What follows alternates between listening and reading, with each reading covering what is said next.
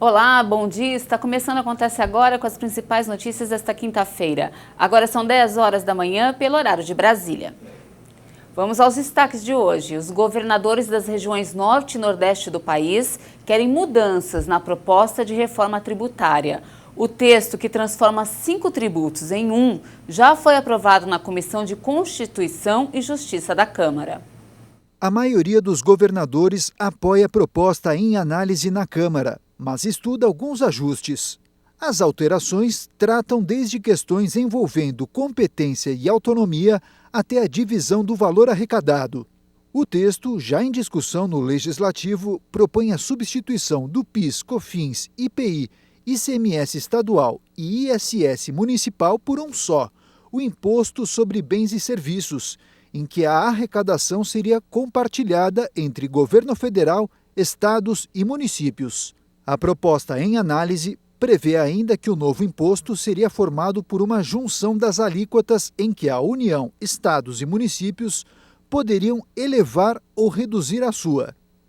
Já os estados do Norte e Nordeste do país defendem que o texto passe a prever a redução gradual na participação da União na divisão do valor arrecadado, como o tributo sobre bens e serviços. Outra alteração é que apenas os estados e municípios possam legislar sobre esse imposto. E os governadores ainda querem que a gestão do imposto único seja formada apenas por representantes de estados e municípios. A posição formal de todos os estados sobre a proposta da reforma tributária está prevista para ser apresentada no mês que vem. No destaque internacional, o México se tornou o primeiro país a ratificar o novo acordo de livre comércio com o Canadá e os Estados Unidos. O México ratificou nesta quarta-feira o novo acordo de livre comércio com o Canadá e Estados Unidos, tornando-se o primeiro signatário a aprová-lo, apesar das tensões com o presidente americano Donald Trump. O Senado aprovou o chamado TEMEC com 114 votos a favor, 4 contra e 3 abstenções. O Ministério da Economia informou que o México manda uma clara mensagem a favor de uma economia aberta e de aprofundar sua integração econômica na região. O novo tratado integra questões como direitos trabalhistas, comércio digital, medidas contra a corrupção, pequenas e médias empresas e meio ambiente.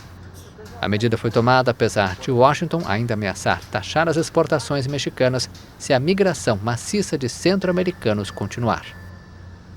E o frio chegou com tudo nessa véspera do início do inverno em Santa Catarina. Nesta manhã foi registrada geada nos municípios da região da Serra Catarinense. Segundo o órgão que monitora as condições climáticas no estado, ao amanhecer em Urupema, os termômetros registraram 2 graus negativos.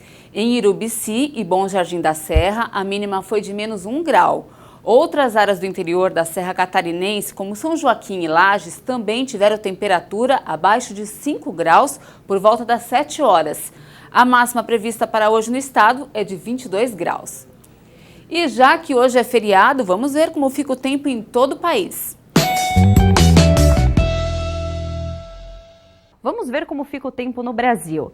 Uma grande massa de ar seco vai predominar na maior parte do país, por isso quase todos os estados ainda vão continuar sem chuva. Não chove em toda a região centro-oeste, no interior nordestino, no sul da Amazônia, também em boa parte do sudeste e da região sul. Mas algumas mudanças já são previstas para este feriado. A frente fria que avançou pela região sul vai avançar por São Paulo e também pelo Rio de Janeiro na quinta-feira. Por isso essas áreas já vão ficar mais instáveis. O litoral de São Paulo e a região metropolitana vão ter um dia de bastante nebulosidade, chuva que vai e volta ao longo do dia. Essa chuva não vai ser volumosa e também não vem em forma de temporal, mas pode acontecer em vários momentos ao longo do dia. No Rio de Janeiro, o dia ainda vai ser marcado por bastante sol, mas a partir da tarde, a chuva pode vir com moderada intensidade e acompanhada de raios. Já no Espírito Santo, por todo o estado de Minas Gerais, incluindo Belo Horizonte, o interior paulista e toda essa faixa clara do mapa,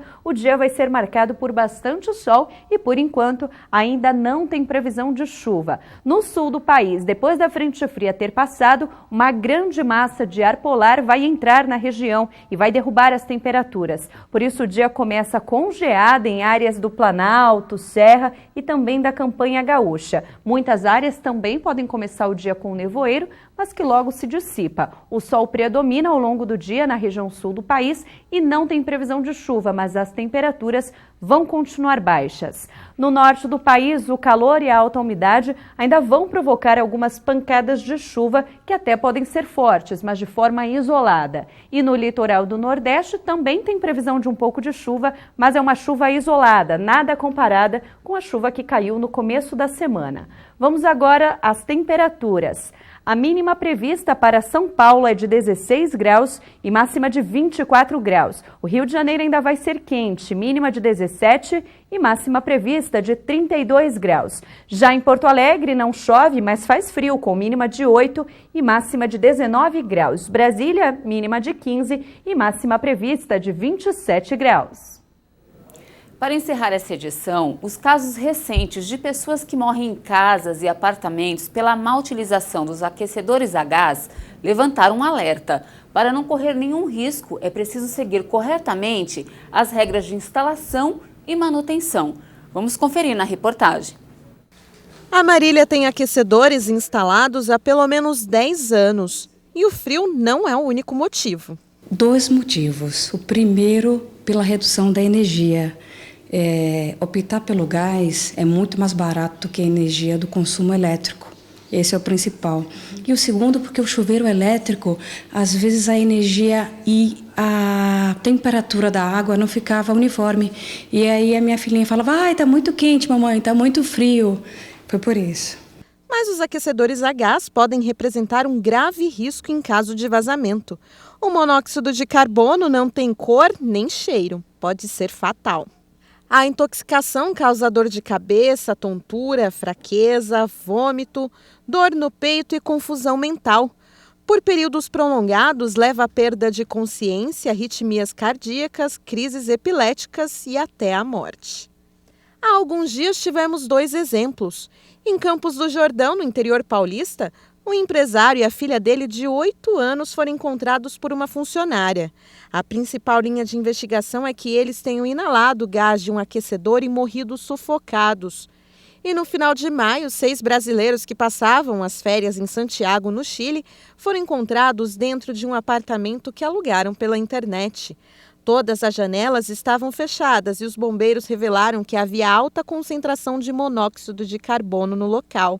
O mesmo gás produzido durante o funcionamento dos aquecedores a gás. Para evitar acidentes, é fundamental que a manutenção dos aquecedores seja feita pelo menos uma vez por ano ou seguindo a recomendação do fabricante. Assim, dá para proteger toda a casa do frio sem ter preocupação. O que precisa para uma instalação perfeita é um equipamento em condições perfeitas de uso, num local adequado, né, tendo uma instalação feita por um especialista. Então é uma santa trindade aí, né? Quer dizer, você precisa de três pontos, 3 pilares fundamentais para que tudo funcione bem. O cuidado deve ser redobrado já na instalação do equipamento. O Corpo de Bombeiros diz que a instalação irregular e a falta de manutenção são as principais causas de acidentes em casas e apartamentos. Uma das principais orientações é colocar os aparelhos em áreas com ventilação. Se o usuário não fizer isso, né, o gás proveniente da queima, que é o gás carbônico, o monóxido de carbono, ele fica no ambiente. E aí ele começa a tomar conta daquele ambiente. Se você não tiver uma ventilação, né, ele começa a ter uma concentração muito grande desses gases no ambiente e falta de oxigênio. A Marília mesmo não abre mão de manter a manutenção dos equipamentos em dia. Toda vez que eu vejo algum problema que não está uniforme, eu chamo algum dos técnicos. Mas sempre eu vou lá e dou uma olhada e às vezes eu peço também para alguém me ajudar quando eu não entendo. E também eu costumo fechar a válvula do gás sempre que eu vou viajar e sempre que eu saio de casa para não correr outro risco, talvez maior. E vale lembrar, gente, que a prevenção sempre é a melhor forma de evitar acidentes, né? Eu fico por aqui, mais informações daqui a pouquinho às 11 horas da manhã. Eu espero você. Até mais!